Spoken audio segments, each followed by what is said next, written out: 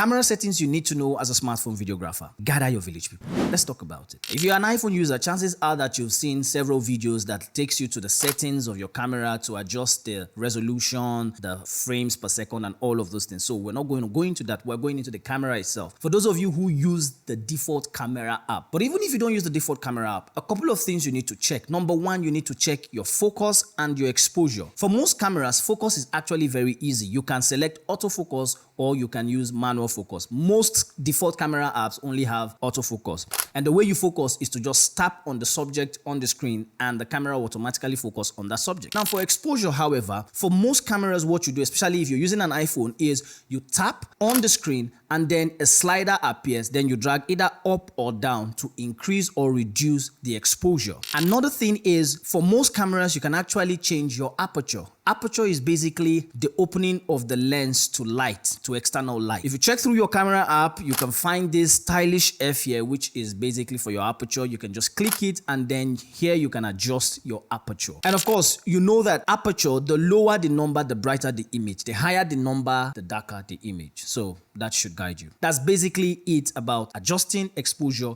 and focus. Now, if you're using a third-party camera app, it's a different ballgame. We're going to touch that later on. So if you're not following yet, I wonder what you're waiting for. Now you can thank me. Follow for more tips on filmmaking, cinematography, and content creation.